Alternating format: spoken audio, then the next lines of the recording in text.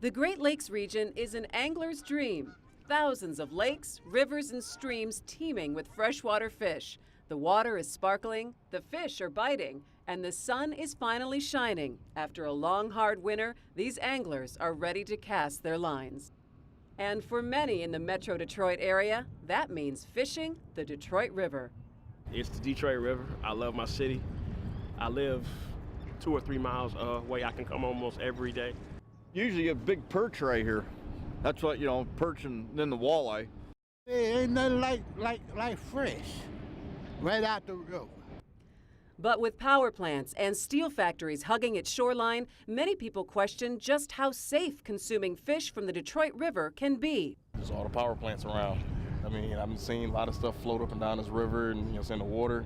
I mean, it looks beautiful, but, I can't really trust it. It might be dirty.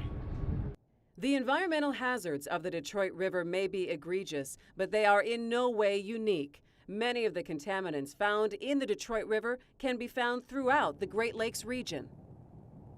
PCBs is one of the contaminants. They've been banned, but they're still in use and they're still deposited. Another contaminant is mercury. Mercury is still in use. It comes from coal incineration and things like that, so we have deposition into our waters, and that results in them getting into the fish. Each year, the Michigan Department of Community Health collects data on water bodies throughout the state. It's our job to provide information to people about fish from our water bodies and the chemicals that may or may not be in them. The findings are published in the Michigan Fish Advisory, helping the public discern which fish are safe to eat. We try to dispel the myth that you can't eat anything from the Detroit River, because that's not true. There are good fish to eat from the river, but there are some that are pretty highly contaminated, so we try to help people make choices about which fish are better to eat. Many anglers on the Detroit River need to fish to feed their families and their neighbors.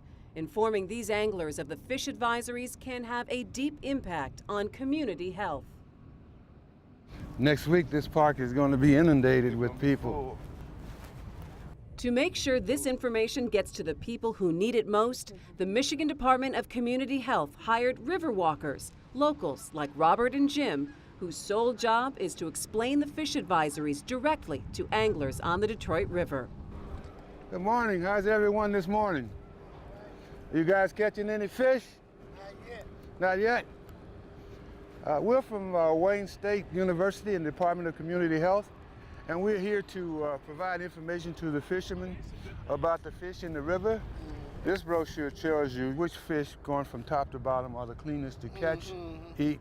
The importance of having Jim and Robert out here is to get those printed materials into the hands of people who can actually use them. This tells you how to cook the fish so that the grease falls away from the fish. And I got one of these? You have one of those in your hand. I try not to load you down, I just go over it. You can practice safe fishing by choosing the right fish. Knowing how to process your fish, you can remove a huge amount of your PCBs in fish by removing the skin and removing the fatty part of the fish. And if you process your fish, grilling it, letting the fat drip away from the fish and not refrying your fish in the fish oils over and over again, you can make fishing in the Detroit River very healthy. The Detroit River is a wonderful asset to the city and community to be enjoyed by all. Environmental factors change continually, but with the proper knowledge, we can continue to enjoy this wonderful asset for sport and for a healthy local food source.